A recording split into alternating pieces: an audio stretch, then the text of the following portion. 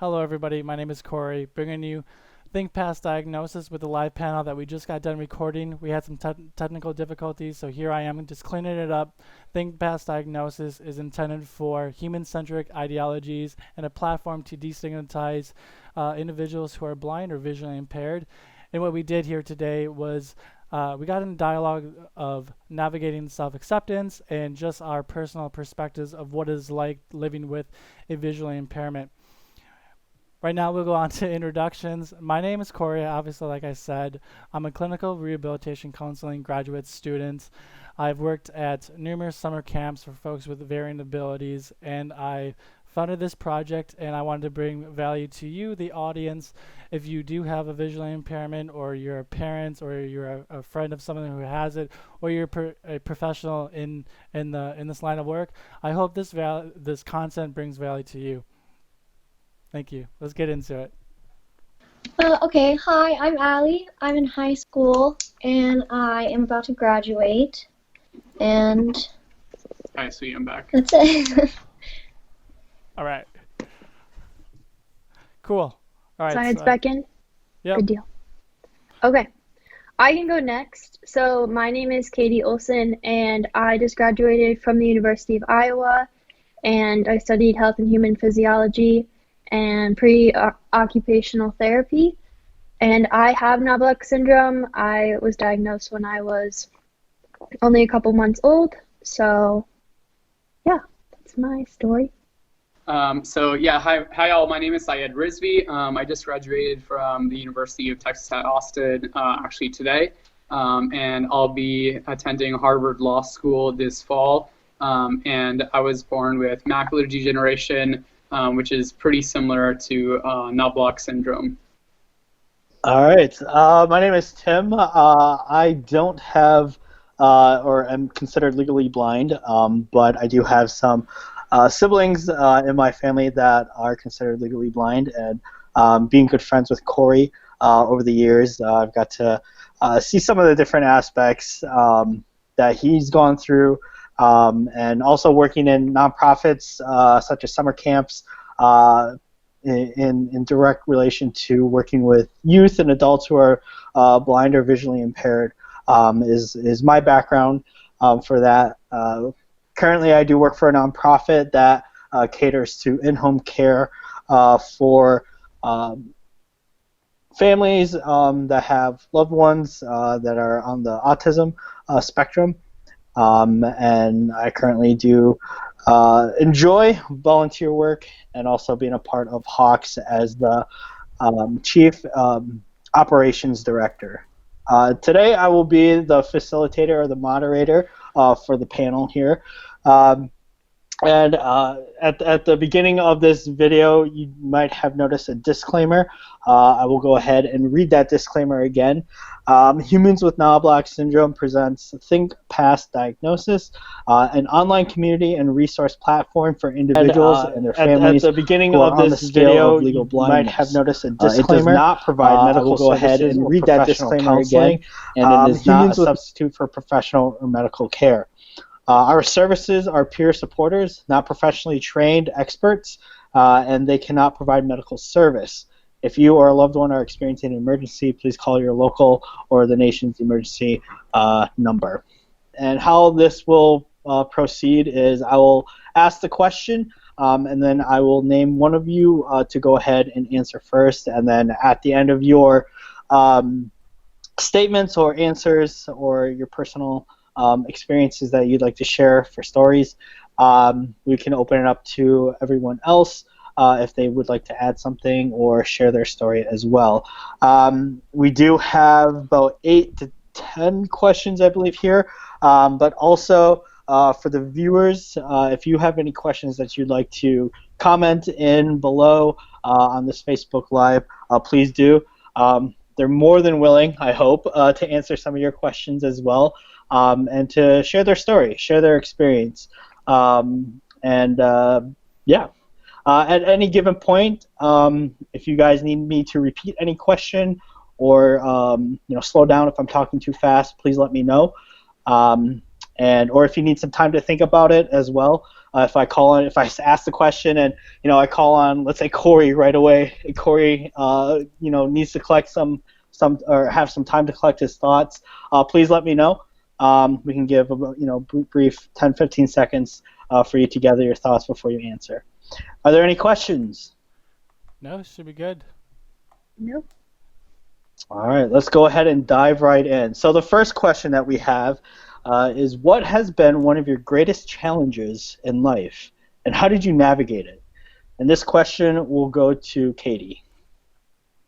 Okay, so I'm Katie, and I would say my biggest challenge was after I graduated high school and I went into college. I had been in college for a couple years, and I was on the cheerleading team at school, and I had a really great group of friends through church and through campus activities that I was doing, and things just seemingly were going so well. I was doing well in my classes, but things just started to get a lot more difficult. I was doing everything very visually, so I was reading everything with my eyes. I didn't know Braille at the time.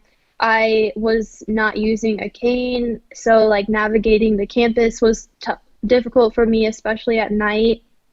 I started to worry a lot about like what people were thinking, because if someone would wave at me across campus and I wouldn't see them, it just like made me feel very self-conscious because I wanted to appear to be friendly, but I also didn't want people to know about my blindness, so it was kind of a lot of inner conflict. So I would say navigating that point in my life, I went to a convention for the National Federation of the Blind, and I think what I realized was that I never really had positive blind or visually impaired mentors in my life, and my image of blind or visually impaired people was very negative, so that's why I didn't want people to see me in that way. So I think that was my main success, was just networking with a lot of people who were successful in their field or were very educated, and I eventually was able to get the training and support that I needed, and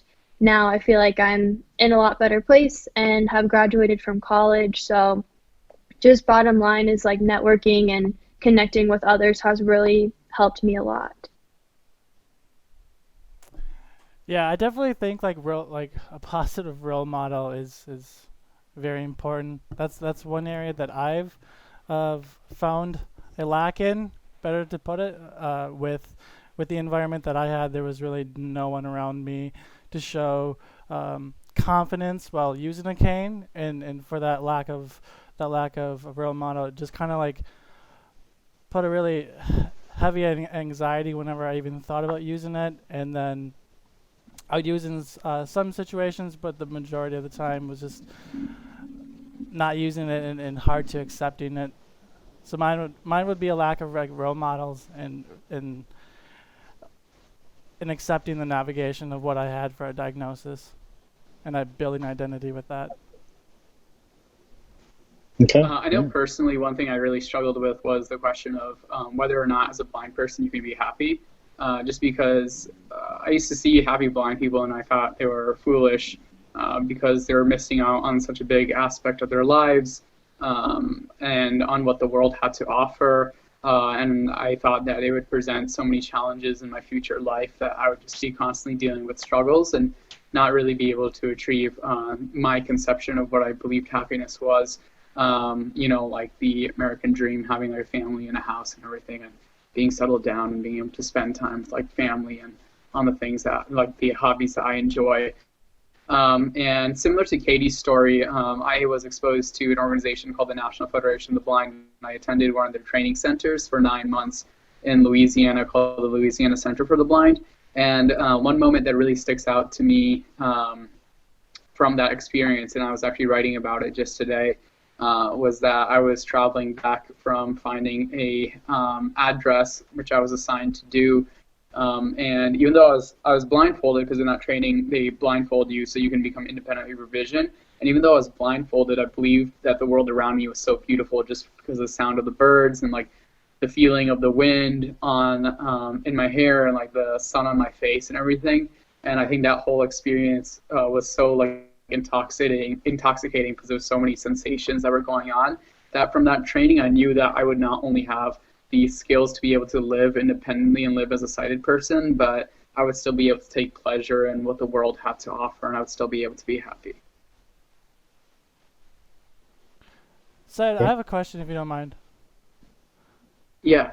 What was your like headspace going into that training? Like, were you kind of like Initially, I got to that. Yeah, so initially going to that training center, a big reason for me going there was that I had completed my first year of college, and I knew I wasn't working as efficiently as I could because a lot of assignments that would take my peers like 15 minutes to do would take me a few hours to do because I would have to figure out like so many different ways to be able to do it. And I think what it is that when you have like Nod-Block syndrome or macular degeneration, what I have, I think a big barrier that is unique to having vision loss but not complete total vision loss is that you're driven to continue to use your vision to do tasks where it would be more efficient to be able to do those tasks non-visually.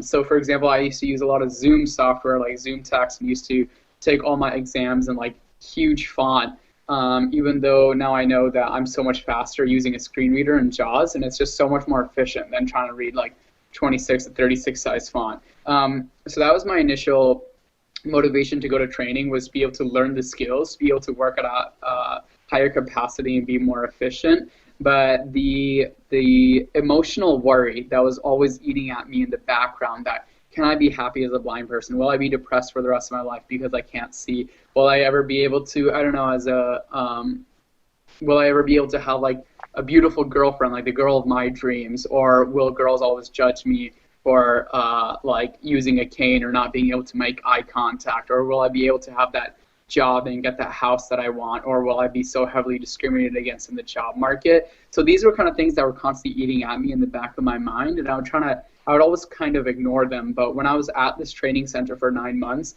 it kind of gave me an opportunity to face all those insecurities head on. And towards the end of my conclusion, towards the end of like my training, the conclusion I had was that, okay, now I have all these skills to be able to solve all those issues I had predicted, and I also have the self-confidence and a confident philosophy on blindness as it not being a negative thing and rather it being a positive thing. And ever since I graduated from that training and I gained those skills and gained a new philosophy, everything kind of fell in place in regards to being able to get into a better university, being able to get into grad school, and now that I'm engaged, and I don't know, all these kind of things fell into place. So to answer your question, Corey, I guess I would say it wasn't something that was on the forefront of my thinking going in, but it definitely was the largest thing I took coming out. So That's amazing.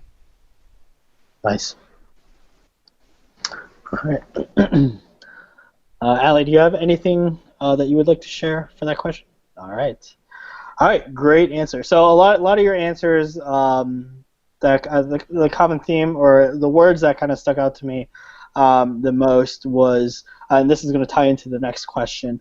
Some of you mentioned family, some of you mentioned friends, some of you mentioned just being out in public, in some of those aspects. So the next question is, how have your relationships with family, friends, or the public impacted your mental health?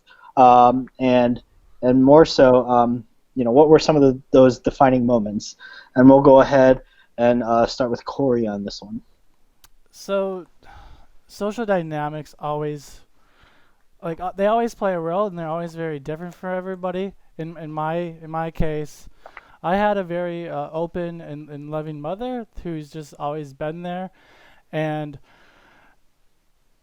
I guess like if I had a role model, she would be there because she just opened this world up to a very empathetic viewpoint of like life and just showing empathy for everybody, and understanding that the world is limitless as long as like you have that positive mindset and view the glass half full instead of half empty. And like it took time to realize that, and certain key friends really also pointed that out, of like, because my greatest whole struggle was like finding self-acceptance and those challenges and the whole discussion of who am I and how does this diagnosis compare to me to others, and my friends like really helped me distinguish that and just like work through the mental processes of what that is like. So I suppose like a very positive supportive friend circle just really helped increase my like knowledge of like who am I, like who am I and how I can get through this and just love myself of who I am. And to answer it, they impacted it pretty heavily. You know, friends are there always to show you who you are and to guide and help guide you, and so they played a positive role. For sure. If I can add to that, so I really strongly believe that how you perceive yourself is how others will perceive you. So I know for the majority of my life, up until I think I was around 19, I was trying to fake it till I made it, right? I was trying to pretend to be a sighted person in a sighted world. I wouldn't use a cane. I wouldn't tell people about my blindness. And the thing is that like the only person you're fooling is yourself, right? But the thing is that everybody else can notice that the size on your font is large, or that you're squinting at the board, or when you say hi to them, like your eyes might be a little bit off, right? And I think that actually impacted my social interactions worse than once I finally accepted internally that I was blind and then started displaying it externally by carrying a cane. Even though I can see, I still carry a cane everywhere that now I travel in society. Is because it immediately tells other people that, okay, I'm blind. And that actually has made social interactions so much easier, because now when I meet new people or I interact with people at the workplace or at the gym or in social settings, everybody immediately gets the message, okay, he's blind. And then they get past it right away and instead try to get to know me for who I am. Whereas before, people would be like, oh, maybe he's a little socially off, or maybe there's something else going on we don't really understand, or why is he acting like that, you know? So I actually feel that it used to worsen my social interactions when I wouldn't be more open about it. So I guess what I would recommend is don't hide who you are. Be open about who you are. How you perceive yourself is how others will perceive you. And thankfully, I think ever since I took that step, my social interactions have gotten exponentially better. I would agree with that for sure. I think that if I have a very similar story to Syed's, like I also went through training at the Louisiana Center for the Blind shortly after he did, and I didn't use a cane or any sort of blindness skills until I was around 20, so like 4 years ago now. And I really think like my confidence has grown significantly. I am a lot more comfortable in my friendships because it's not something that's like at the forefront of my mind, and there's not that anxiety that there was before, like, oh, what if they find out I'm blind, like, are they going to treat me differently? And I was on the cheer team, like I did cheerleading for 12 years competitively, and so I never really cared what people thought about me except for my blindness. Like that was always something that I wanted to hide, so I didn't want to be excluded from things or to be looked at differently because of my blindness. But then after training, when I started using my cane and using Braille in the classroom, I was expecting a lot different reaction. But similarly to what Syed said, I really think that people did take the time to get to know me, and if I needed help with something, I didn't have to explain and have people give me weird looks and, you know, go up to the counter and say, hey, can you tell me what's like the price of this on the menu, and have them look at you like, well, why can't you read it? But if I'm carrying a cane, that's like good identification, like, oh, she probably is literate, but she just isn't able to see it. So it's more of, it gives them more direction on how they can help you too. And if they know that you're blind, then they might give you more specific directions and not just point and say, oh, it's over there, something like that. So I really think it's been helpful for me, like anxiety and mental health wise, just because it's not something that I have to think about constantly. And I think also for others, it helps them understand me more and helps us just connect better and have a better understanding. But for those of us who have vision, especially, right, being able to make that step and pick up the cane, like let's not hasten past the fact that that is a really big mental leap as well, an emotional leap, because the second you pick up the cane, that's also you accepting, like, okay, I'm part of this blind community, right? Or a lot of people, they try to avoid it by saying, like, okay, well, I can see, I don't need to use it to travel. Well, it's not just a tool to travel, it's also a symbol of independence. It's also a symbol that you are blind, right? And let's not try to, like, undervalue that it's a really big emotional step. And then even when you do have the cane, especially somebody like Katie or I or Allie, is that when you're walking with the cane, and we've discussed this before as well, just like in our own conversations, that when you go through crowded places or you go to the next family event, you go to the next family wedding that nobody's ever seen you use a cane before, and then you come to the next family wedding and now you're suddenly using a cane, we have enough vision where we can tell people are turning their heads and staring at us, right? Like I'm walking by, I can see out of the corner of my eye that people are turning their heads staring, or people are staring at me when I'm using my phone differently or when my computer's talking, right?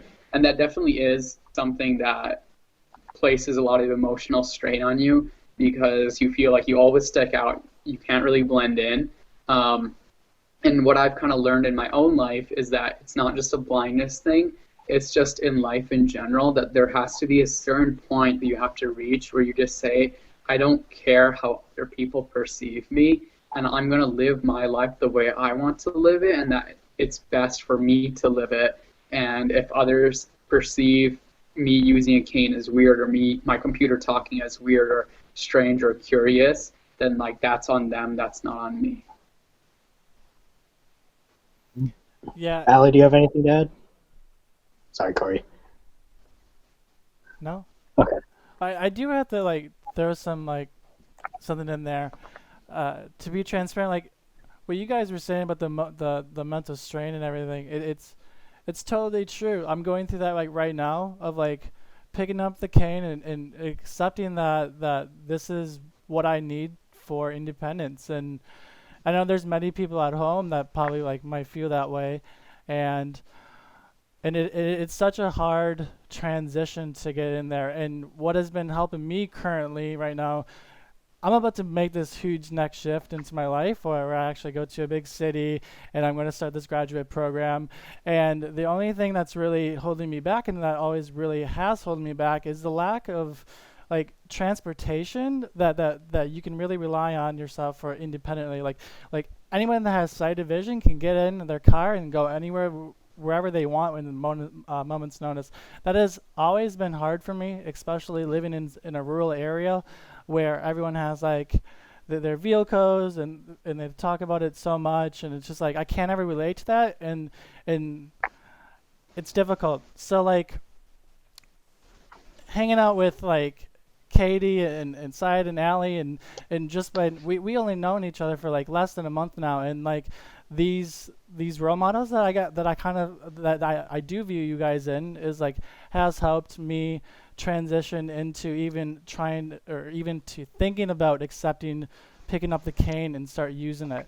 So this goes all the way back to what Katie was even saying as positive role models. Like I'm going through that right now, and it's definitely showing some actual positive psychological headspace of like transitioning into this whole idea of accepting it. And I think that's important for people to realize at home too, is like everyone is in their own journey, and perspectives open up different avenues. So, Yeah, and this is Katie. I want to say too, if there are any parents watching this, if you can get your kids connected with a blind or visually impaired role model in your area, someone who maybe that you admire or that you have maybe seen or even if you want to reach out to one of us, like we could get you connected hopefully with someone in your area, or like you could interact with one of us, but like we would love to help you. But I think a common theme that has come out of the first couple questions is that kids who are blind and visually impaired really do need to have someone that they can look up to and see what their future could look like instead of the limitations that they see society putting on them. Absolutely. And also, if anybody who's watching this, whether they're blind themselves or friends of somebody or parents, there's a lot of transition programs out there, and making that transition on yourself, by yourself, is pretty difficult. But Katie and I and Ali, I'm sure Corey as well, we're all pretty familiar with a few different transition programs, like the one that we mentioned in Louisiana. There's a really good transition program in like Colorado and Minneapolis and a few other cities like in like Arizona. So we can definitely work with people to be able to help them make that transition towards being more comfortable with their blindness. And it's really good to start young. Like early intervention is so important for parents and for the kids, because I know if I would have started using a cane from the get-go, I think it would have been, a lot of things would have been a lot different, and who's to say if, like, how it would have changed my life. But I really do think that positive views of a blind child are important for both the child and for the parents and support system. Mm-hmm. All right. Any other comments? That was a good one. All right. That was great. Great answers, everyone. So this also kind of ties into what we were just talking about. Actually, all these questions do. Let's be real. But specifically, here's the question. How do you advocate for yourself? And we'll go ahead and start this with Ali. Okay, so I advocate for myself in school, and so I just like make sure that I know what I need and that my teachers know what I need, and that like I know how to get those things and what I need to do to be able to help other people get those things. And advocate, like being able to advocate for yourself, like it's super like troublesome at like first, because you don't know what to say, you don't know like how to say it. And like growing up, I kind of struggle with this, but like the more you do it, the more, I guess it's like practice makes perfect type of deal. So the more you do it, the more you know what to say. And it's best to know yourself, I suppose, to know what someone else can help you with. I can go while Syed is getting his call figured out.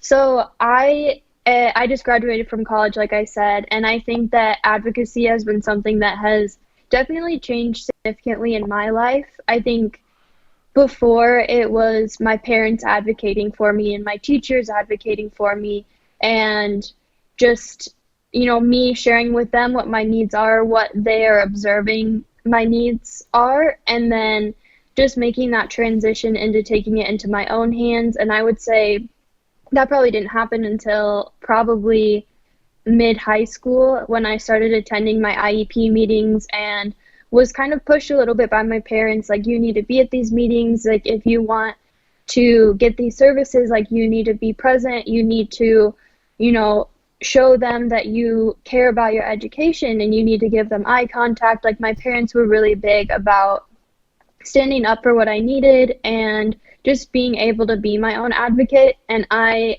think that that's very important for parents to do, because you can advocate for your child, and that's really great, but that can only go so far. Like, if you are wanting, or if they're wanting to go to college, then those are skills that should be developed, you know, late middle school, early high school, like as soon as possible. And I think that that was really helpful, because then when I went to my university, I was able to talk to my professors and kind of communicate with them what my needs were. And it was good, because it wasn't the first time I had practice with that. And my parents would kind of like coach me through things if it was something that made me nervous, or if it was maybe a teacher that made me feel like I maybe wasn't going to get the accommodations that I needed, my parents and I would kind of work together to figure that out. So it was good to have that coaching from my support system beforehand so that I could get through college and not be afraid to face my professors, especially in those tense times when, you know, their class wasn't accessible for me. They didn't have electronic documentations or documents that were usable to me, so I had to go to them and say, you know, I need this to be reformatted. And it's good to just be direct, like to be respectful, but to be direct with them, and, you know, these are my rights and this is what I need to be successful in your class. And definitely being persistent with what you need to. Sorry, I think I cut up Yes. earlier. Can everybody hear me now? Yeah. Okay, awesome. So just reiterating what I was trying to say earlier before. Sorry, my connection's been pretty poor. But Ali had said something that I really liked. She said, I know what I need, so I let people know what I need. And I think that's really significant because especially as a disabled person, as a blind person, a lot of times I think we kind of get this self-perception that we are somehow or another a burden on society or a burden upon others, which holds us back from really advocating and aggressively advocating for exactly what we need to be successful. So I just want to say this, that if you have a disability, you're not a burden, right? And whatever you need to be successful, that is your right. It's just like everybody else has rights, you have rights as well. So I used to be really afraid of being aggressive and advocating, and I use this one example that when I go to a restaurant with my parents and the food comes out the wrong way, my parents will say like, no, take this back, or like fix it, and we're not paying for it, right? And I always kind of admired how they were able to advocate for themselves, because the thing is they paid for a product and it's their right to get what they paid for, right?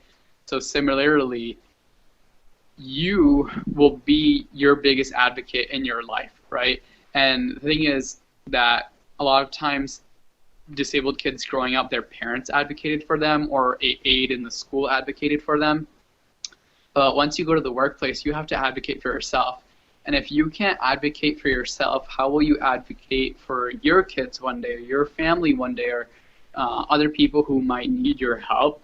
So don't be afraid to be like aggressive and confident and unashamed to advocate for exactly what you need. How is everybody? Does anybody remember like how they started advocating for themselves? Just like to give like specifics. I would say for me, it was a lot of like prompting from my parents. So like I can remember specifically, like I would go home and be like, Mom and Dad, like this doesn't work. They're expecting me to do this. Like this was in like probably early high school, and you know, I was a dramatic high schooler and was like, how do they expect me to do this just like the other students, and they're not giving me a break at all. And so I would go to my parents and tell them that. And then at my IEP meetings, my parents would bring those times up. So maybe one of my teachers would say, yeah, well, we have her doing this in my class. And if I wouldn't say something right away, my mom might say, okay, Katie, so like, can you tell them how that's going for you? So like not making me feel awkward, but like opening the space for me to share. And at the time it was kind of like, oh no, like I can't do this. Kind of like what Syed said. It's like awkward first, like being assertive and asking for what you need.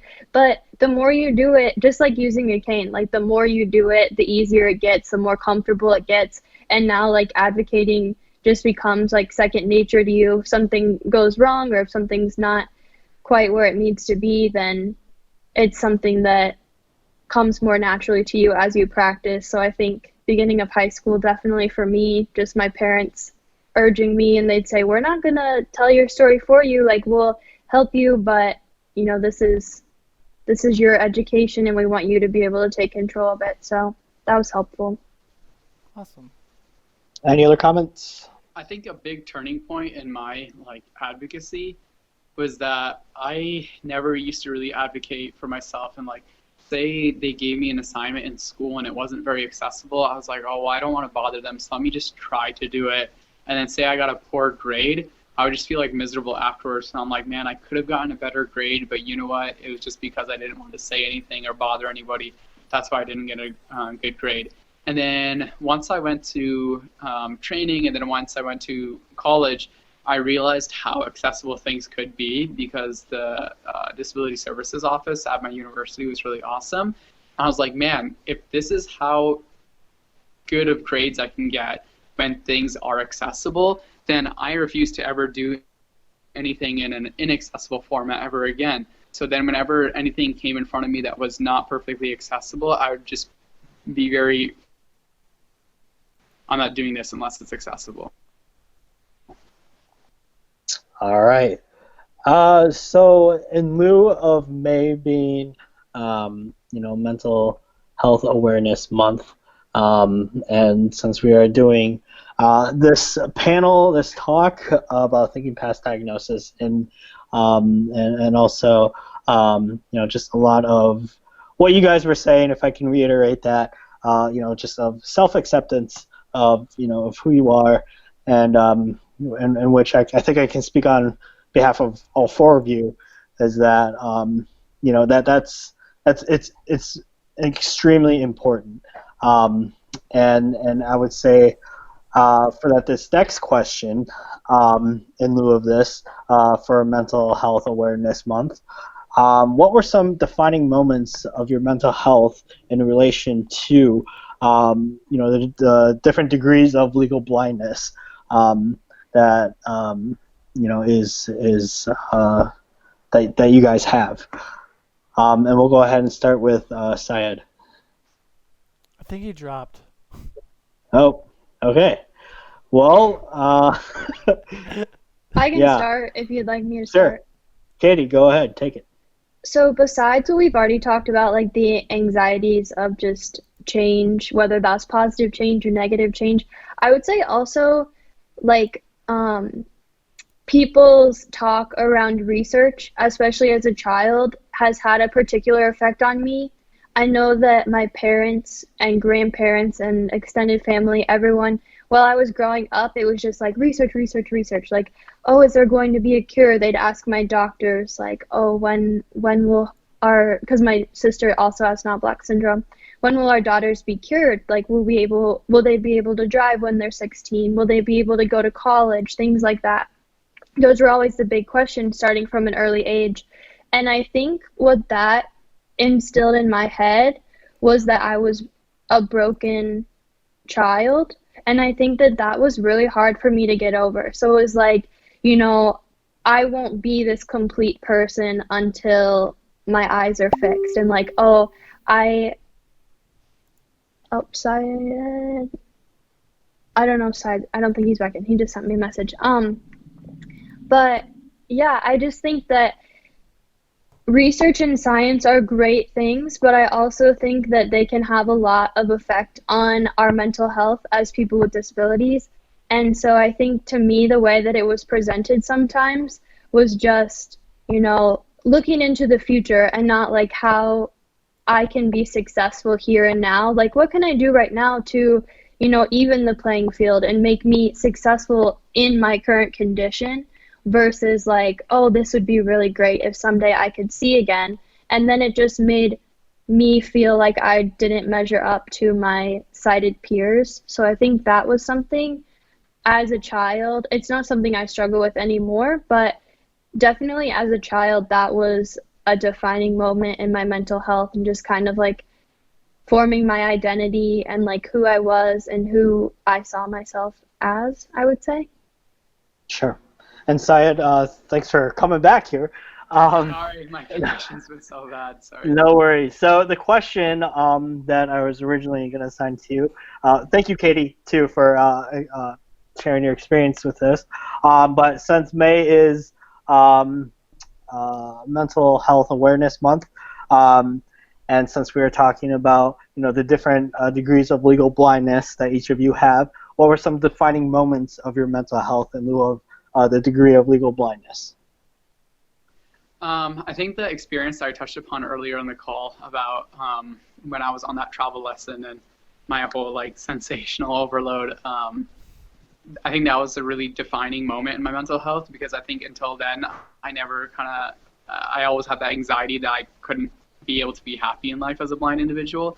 So I think that was definitely the most defining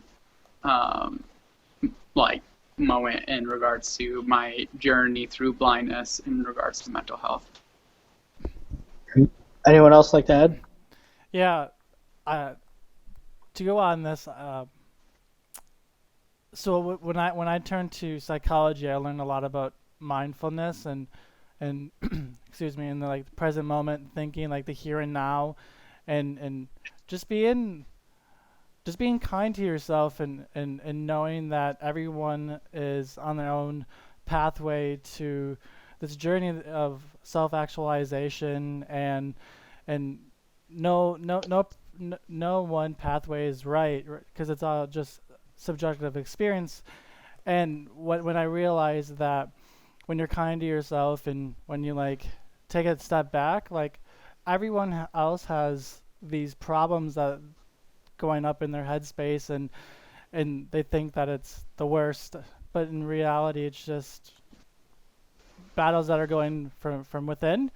And when I kind of took that initial step back and realized that this is life, this is what everything is, it's like I came towards like this wholesome experience of like, even though that I can't change what I have, doesn't mean I can't change how I handle it. And granted, here we are talking about this, is that there's all these perspectives to hear and listen and to learn from, and they're all wholesome in their own way. And I guess it came down to realizing that we're all going through different things, and it's okay of what you're going from. So yeah. All right. Anyone else like to add? All right. So let's see. For any viewers that are watching this right now, if you guys have any questions, feel free to comment below. And if you are viewing this when we're not live, feel free to give Humans with Knobloch, send us a message. We're definitely would like to hear from you guys and girls, and be happy to answer any questions that you may throw at us. If you need to get connected to some resources, as the four of them, this wonderful panel has been kind of talking about any of the services that they've experienced or gone through or know, please reach out to us. We can get you in connection with one of these fine people today, or whenever you are watching this and would like to seek out those resources. How are we doing on time right now? Is everything good still? Are there any questions coming in? I would say if we want to go into questions from our viewers, if anyone has any questions or comments, or... As of right now, we don't have any questions, but we have a person watching from Ireland who has two daughters that have Knobloch syndrome. Awesome. And this person is also visually impaired themselves, but with a different diagnosis. I don't know how to pronounce that. But yeah, so I think at most we had 3 viewers, which is great. It's better than 0, for sure. And I think the great thing about this is that, all of us, Corey and I have the same diagnosis, but Ali and Syed do not. And so I think the great thing, like Think Past Diagnosis, like the name of our project here, I think it's really great because regardless of what your medical diagnosis is or the name of your condition, like we all have things that we can relate to. We all have similarities and we all have differences. So, techniques that will work for me would possibly work for Syed or Ali, and they have a different condition than I do. So I think it's really cool to not be hyper-focused on your condition all the time, but to be able to connect with other people who are blind and visually impaired and hear what their experiences are and be able to, give and take a little bit. Absolutely. If I can share just a little bit about some of my experiences. Again, I don't have any. I am not considered legally blind, or have any degree or variation of legal blindness. I do wear glasses, corrective lenses, um, but other than that, I am sighted, as most people would say. But growing up, so I'm adopted. All my siblings are adopted as well. All but one sibling are adopted from South Korea. The other one's adopted from Minnesota, but we won't get into that. And no offense, but growing up, being the middle child and having three sisters who are visually impaired, it was definitely, I thought, for me personally, I just thought that it was normal, right? And it was just, how things were. And, in our household, there were certain times where, we'd all gather around Sunday night, watch, America's Funniest Home Videos, or, back then they had like Sunday night movies on ABC. And we'd all sit around the TV and watch. And I just remember, still to this day, my three siblings just sitting right up close to the TV, and me always yelling at them, "Move! Can you move over? Can you move over? I can't see." And then they're saying, "Well, we can't see then," So just those experiences growing up, and I didn't know it at the time. When I was 6 to, even when I was graduating high school, I didn't know that all those different types of experiences. Yes, some of them comical, some of them, not so funny. But really prepared me for what I was going to do post high school, which was getting into summer camps, especially one that serves, adults and youth in the special needs communities. And really, the camp that I worked at, they help during our staff training. They help you go through, different types of training on how to help with the different populations, the different demographics that come through the camp. One of them being, blind or visually impaired adults and youth, not in the same week, thank God, but 2 separate weeks. And, just the establishment that they really want, that I learned, is that you need to gain that person's trust, because you are helping them within their comfortability, not yours, within their comfortability, within their trust. You need to earn their trust to help them, to assist them, and not necessarily to assist them to the point where, you make it so, not visibly, but not just, what's the word I'm looking for? Just, you don't want to superimpose on them like, okay, yeah, they can't see, so I'm just going to help them automatically. Mm-hmm. It was more so you want to foster their independence, and you're there to help them along the way, right? And I thought that was so cool. And my first week at this camp, first of all, I was like, what the hell am I getting myself into? But at the end of the summer, I learned a lot about not only the different aspects, the different perspectives that myself I wouldn't even thought of. But I also learned more about myself as someone who is even more so that wants to help people, that may not be able to help themselves, or may not know how to help themselves. And for me to be able to step in and offer any kind of services that I can, that was definitely eye-opening. And then I met Corey, and Corey and I worked at the same camp, and Corey remembers the first thing I've ever said to him, which was, I won't repeat it, but it was pretty comical. But even so, we developed a friendship, and we actually ended up at the same college at one point, and just kind of going along with tying into that question of how have relationships with family, friends, or the public impacted your mental health, any defining moments. And when Corey and I were in college together, it was more so when Corey and I weren't roommates, but even so when we were still roommates, I would always ask Corey, like, hey, do you want to hang out? Awesome. Let me come pick you up. I'll be there in 5. And that was just something that he didn't have to worry about with me. That was something I just automatically knew, like, okay, Corey, if I want to hang out with Corey or if I want to go somewhere with Corey, I need to be his transportation. I need to help him, not only to get there, but also, hey, Corey, yeah, we're finishing up here. Hey, in 5 minutes, do you want to leave and take it back to your place? Or, I'll kidnap you and you come back to my place and just hang out some more. Something like that. Joking aside, I'd never kidnap Corey, as a disclaimer. But, just those things that, most people maybe take for granted. I don't know if you guys ever experienced that where, maybe one of your friends is like, hey, let's go hang out. And then you're like, yeah, sure.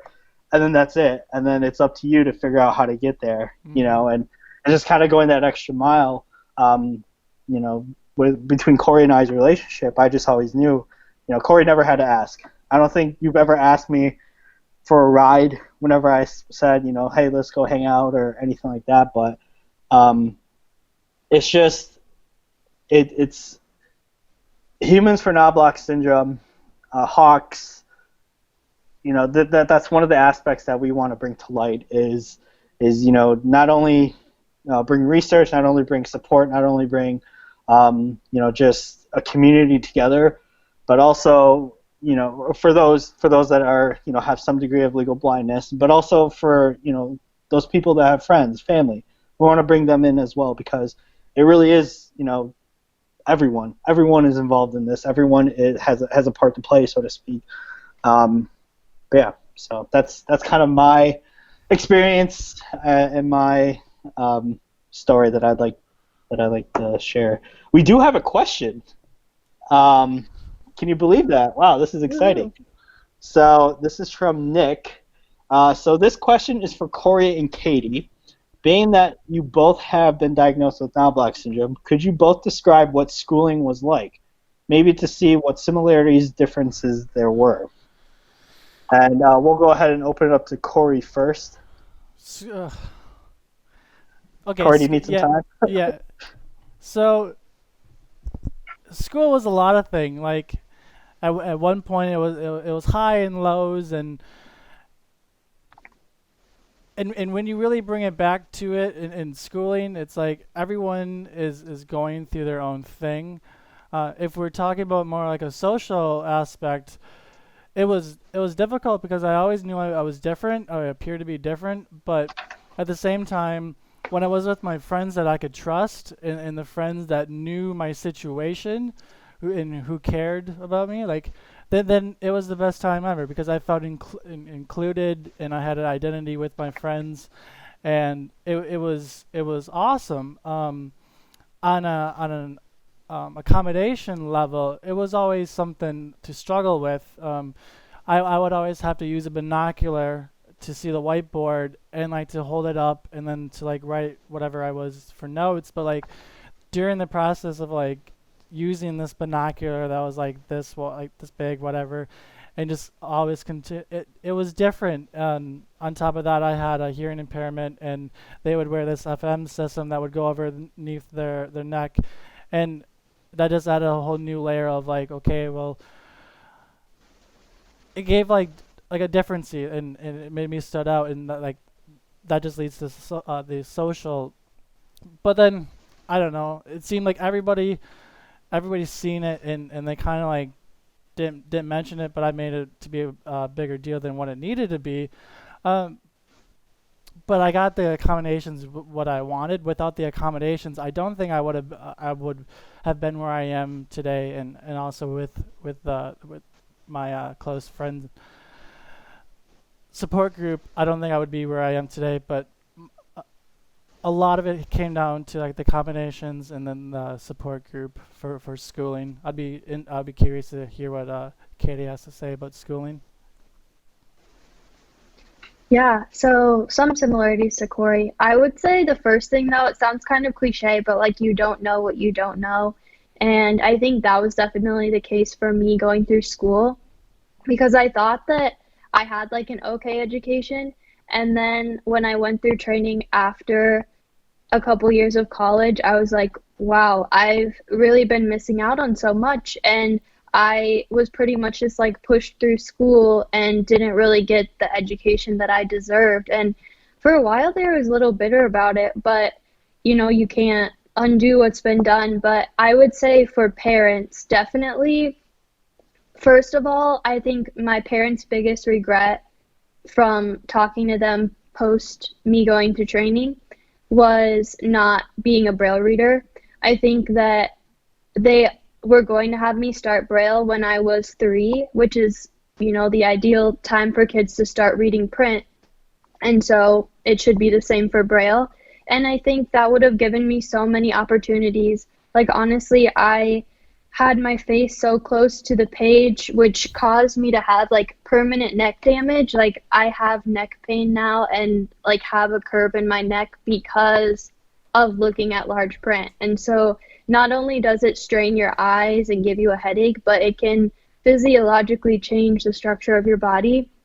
And I didn't realize that until after, and I was talking with other people who had had similar experiences. Like, I think Syed and I have even had this conversation, and so many kids who are blind and visually impaired go through that, and people see it as the only solution. Like, oh, we don't want them to read Braille because they still have sight. But it's like, why not? That would have been so much more efficient for me, because in high school, if you would have told me to read off of a piece of paper to give a speech in class, there's no way. I would have dropped dead before I did that. Like, I couldn't read fluently. I only have vision in my left eye, so there was no way I'd be able to read through something fluently. But if you were to give me Braille in front of me, I would be able to read, with no problem, have perfect eye contact, read fluently, because I'm not relying on my unreliable vision. And so that was something that I didn't connect until I was a little bit older. But I think if you think about putting print in front of a blind child, they're reading as fast as they ever will read, because the barrier is not reading fluency, the barrier, or like literacy, the barrier is vision. So if their vision doesn't get better, their reading's not going to get better. But if you give a child Braille, if you're working with a impaired, if you're working with a impaired, whatever you want to call it, like sense to be able to do a task, then the product of that work will always be impaired as well, right? Whereas if your hearing is fine and your finger, like your feeling is fine, then if you use hearing like a screen reader to do your work, or your like Braille to do your work, then it won't be impaired by your hearing or your fingers. Rather, it'll be impaired by just how well you can do a task. You know what I mean? So it allows you to express your true work in a much more authentic manner. And me personally, I'm not a huge Braille fan personally. That's just because it's the way I am. So like, I use a screen reader, and using a screen reader is so much better than using a screen magnifier. Mm-hmm. Yeah, and I definitely agree with the screen reader. And what that is, for those of you who don't know, it's pretty much like if you were to take a Word document and you were to hit the down arrow on your computer, it would read what the line says in print. Yeah, the software that pretty much just reads out loud anything that's on your screen. Right, and the good thing about it is you can go by character, you can highlight, like you learn all the different commands. So you can read things super fast. Right, so it is very efficient. You can also use it to like peruse the internet, use your cell phone, like. How long did it take you? Folks to like use it? Was it an easy transition or what? It was not an easy transition for me. Many times I tried to start using a screen reader. The thing is, as a human, your natural instinct is just to use your sight, right? It's like everybody's dominant, whatever sense, and like right off the bat, you just want to use your sight. So I had Zoom Text on my computer, which was a screen magnifying software, and then I also had JAWS. I never used the JAWS, right? I always used Zoom Text just because it was more convenient. I didn't have to. There was no learning curve. I would just blow things up, look at it, and I was able to do it right. With JAWS, I felt that I needed to learn all these keyboard commands and all this kind of stuff. When I went to the training center in Louisiana, they made me uninstall this magnifying software from my laptop and throw it out, and then blindfold myself and use my computer. So that forced me to learn how to use this screen reader. And initially, I was so resistant. I went down kicking and screaming. I was like, no, I don't want to do this. I want to use a screen magnifier, blah, blah, blah, right? But it's kind of like, I don't know, when your parents make you do something a certain way and you're like, no, I don't want to do it this way. But then eventually you realize, like, oh, there was wisdom behind it.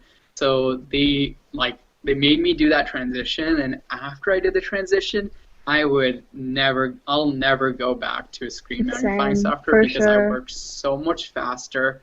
I work with so much more accuracy and everything. And like, I feel like I get my work, like the last 2 years of college post-training, like honestly, I've been able to complete my assignments faster than my sighted peers have. Yeah. And I have actually felt like the one that people have come to for questions in class because I don't have to worry about the visual side of things anymore. I just worry about the content, which is like such a relief for me because my life has not been that way. It's always been like school's easy, but accessing school's hard. And so now that the access barrier is a lot less, I mean, there's still accessibility problems, but not because of me, but because of the nature of inaccessibility. But it's just really nice to not have that added barrier that the same teacher was just a lack of also training. taught Katie as well, and he kind of has a comical way of approaching the aspect of convincing people that a screen reader is better. So he actually just has his keyboard and his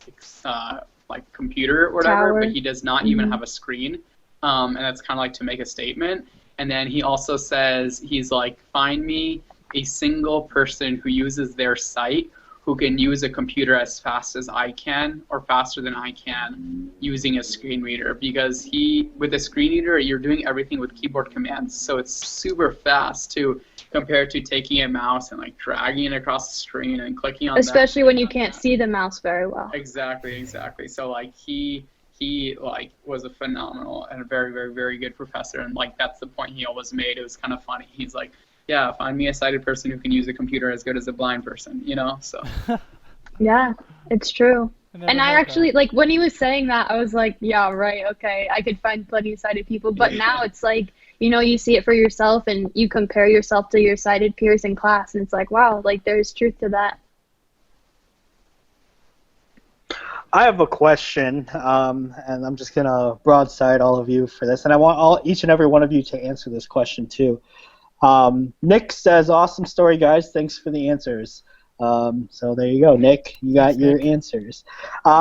So my question for all of you is that how has it been, and some of you already addressed this, but how has it been since, Corey, you initiated this awesome organization, bringing me on board as your number 2, so to speak. But then, you reaching out to all these different people or creating this platform where other people inadvertently also have been, reaching out to you, whether it's through, messages or just doing the like button. By the way, if you haven't liked Humans with Knobloch Syndrome, give it a like. It really helped us out. There's my plug, Corey. Hope you're happy. That was good. But how has it been for each of you? And I know some of you are already in some of different organizations where you do get to meet other people that have similarities as far as legal blindness. But how has it been since I guess my question, if more directly, would be, have you guys benefited from the fact that that there's other people out there that may not have the exact same thing that you have, but they can share those experiences with you, the daily struggles, the lifelong struggles, the positive outcomes that have come from this, the different people that you meet. How has this community impacted you? How has it benefited you? I can say from personal experience, it's been elemental, like foundational, just huge in my life. Because the thing is, you need people who you share similarities with, right? Like, I guess, like, if you want to talk about from a social aspect, when I was at college, I had, like, my friends who we shared, like, racial and ethnic and religious similarities, right? So we could all talk about the experience of what it's like, living in in our current climate in the United States, belonging to a certain like religious background or what have you, or what it's like, I don't know, being like just having these different traits in your life. So the blindness is of course a huge part of what defines you. And the thing is that most of us, I think pretty much all of us, never really interact with a lot of blind people on a day-to-day basis. Most of us are the only blind people in our town, in our school districts, at our workplaces, at our universities, what have you. So being able to come together and be able to share our similar experiences, it's like huge, because then you get a sense that like you're not in this alone, you have a family. And I know like Katie and I, we usually meet up at least just a couple times a year at different like blindness events. And of course, during the daytime, all like the seminars and the workshops and stuff are all great. But I think what I value the most is at night when we all just meet up, me, Katie, and a few other friends, we all just like meet up in a hotel room. Or since it's been Corona, we've been meeting up on a like group FaceTime calls and stuff. And we all just kind of talk. And the thing is, we're all great friends and we all share a lot of things individually. Like Katie and I are both really into like faith and fitness and those kind of things. But the thing is, like, obviously blindness adds like a certain flavor to all those different aspects of our lives. So we discuss like how we, you know, overcome barriers or how we feel about certain things. And it's just like so important to me personally. And I think if I didn't have blind friends like Katie or other blind people that I'm really close with, it would be much tougher, because I would have to be constantly be reinventing the wheel, and I wouldn't have people to kind of like share in that experience with, who I'm on this path or on this journey. I'm like with all these people together, even though we're separated geographically, we're all like there for each other in this journey through blindness. Yeah, I agree. I think definitely what Syed said, and it's like so cool to see like the people that come before you, the people that are like at the same point as you, and then the people behind you. I know the National Federation of the Blind has given me really unique experiences. So when I met Syed, it was through a scholarship program in 2016. And so that whole week we were assigned mentors that were blind who were on the national board.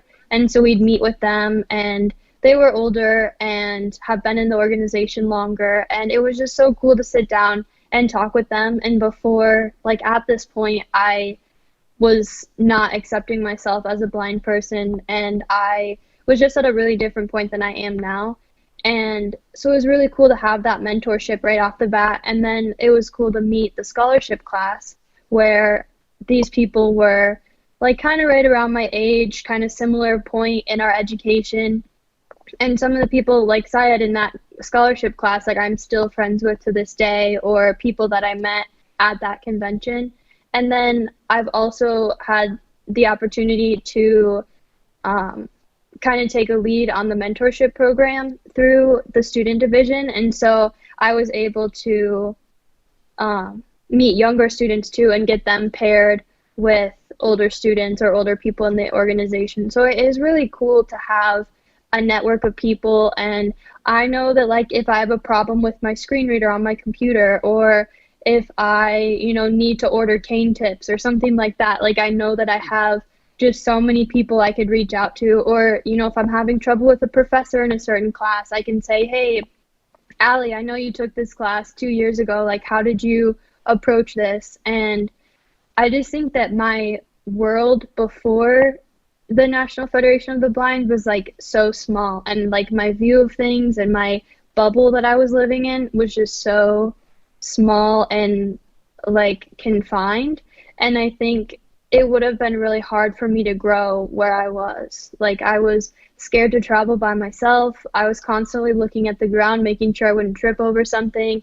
If it was going to be dark, I wanted to make sure I, you know, like walking through a movie theater, I'd grab onto one of my friends or something like that. And I did feel like a burden, kind of like, I think Syed was talking about that. But I think it's great now to feel like I can stand on my own 2 feet, and I have people that have mentored me and people I have mentored, and just really high quality friendships and people that you can relate to. And that's what we need, people that you can call and vent and share your successes, just everything across the board. So definitely support system is number one.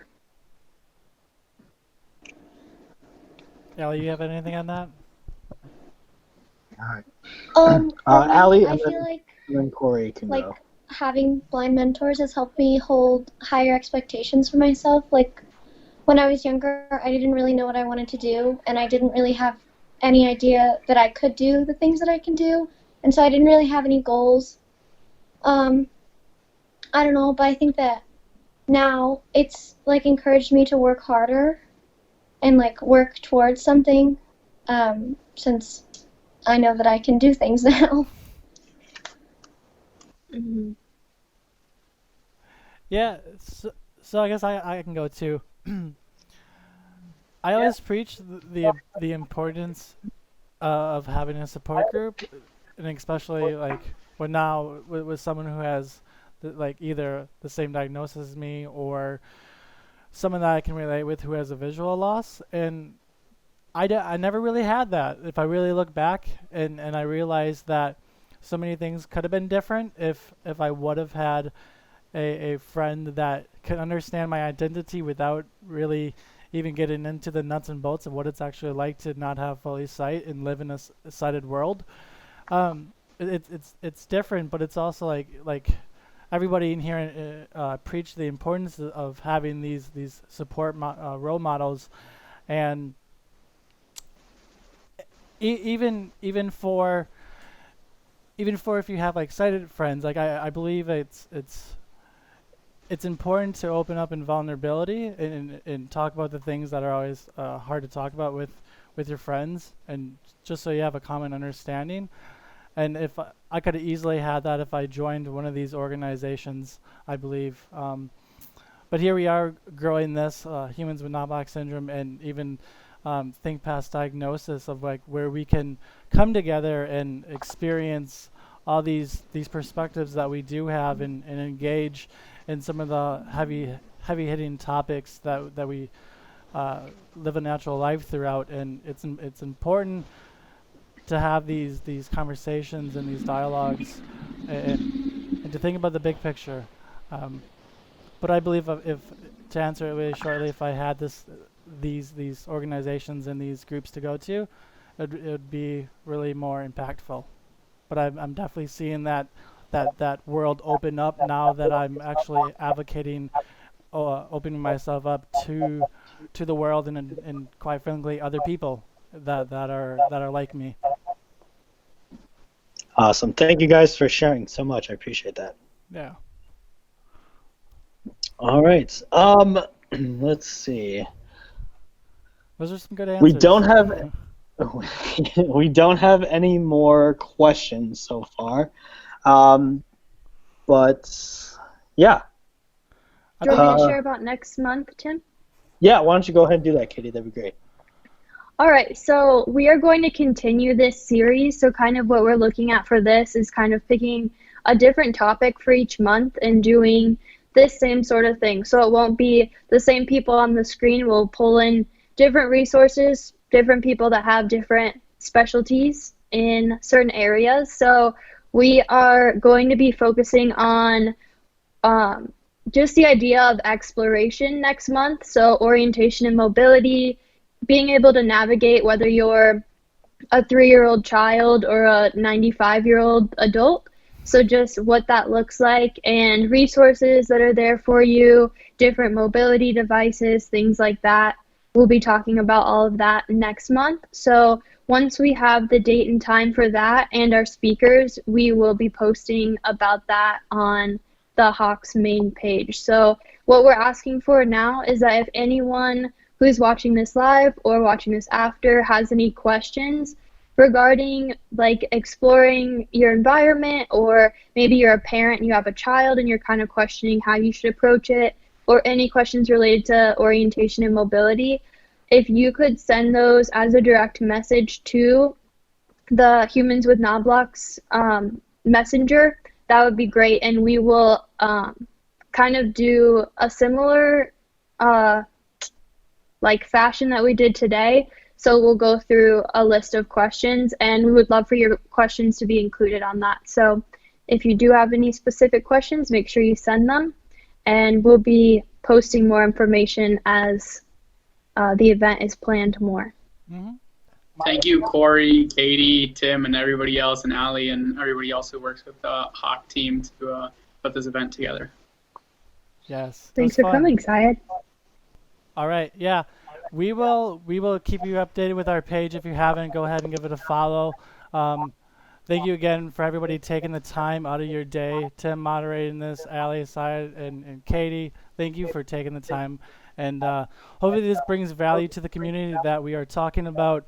And as always, stay patient with yourself. Be open to new opportunities, and just live life to the fullest. And if you have any questions or concerns or like clarification of what this is or for future events, just get a hold of us. So thank you, everybody.